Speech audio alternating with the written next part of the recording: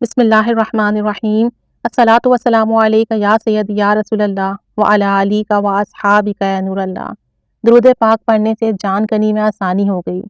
حضرت امیر المومنین سیدنا فاروق اعظم رضی اللہ تعالی عنہ کی خلافت کے زمانہ میں ایک مالدار آدمی تھا جس کا کردار اچھا نہیں تھا، نہ اس کے اعمال اچھے تھے، نہ اخلاق اچھا تھا، نہ عبادت گزار تھا، نہ کردار اچھا تھا، اور مالدار اور امیر بہت تھا، لیکن اسے درود پاک پڑھنے کا بڑا شوق تھا۔ یعنی وہ کوئی نیک عمل کرتا ہو یا نہ کرتا ہو، لیکن درود پاک بڑی محبت، شوق اور رغبت سے پڑھتا تھا۔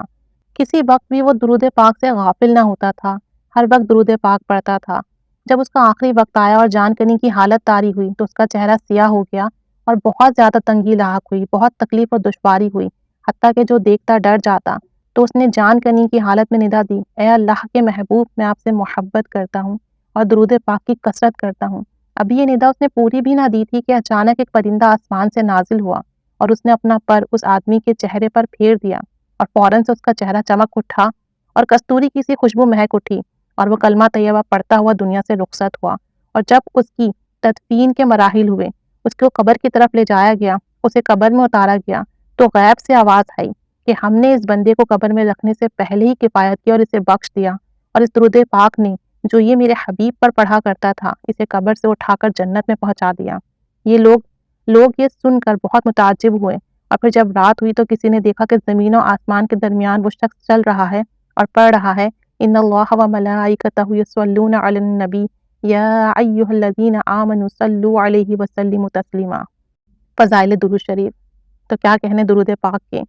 گنہگار، سیاہکار، بدکار، خطاکار کو بھی درود پاک کیسے کفایت کرتا ہے، اور اللہ تعالیٰ گنہگار، سیاہکار، بدکار کو درود پاک کی برکت سے کیسے کیسے نوازتا ہے۔ تو سوچیں کہ جو نیک بندہ ہو، نیک اعمال کرتا ہو اور وہ درود پاک پڑھتا ہو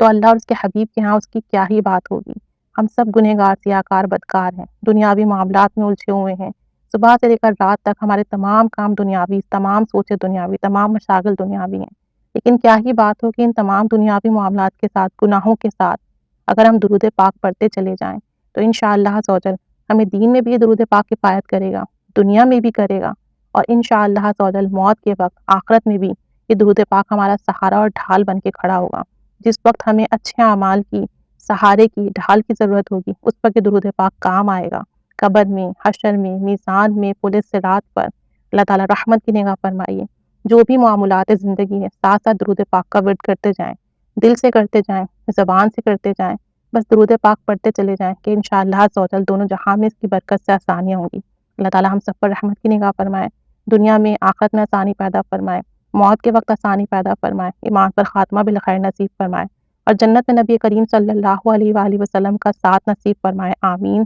بجاہ النبی آمین، صلی اللہ علی محمد صلی اللہ علیہ وآلہ وسلم۔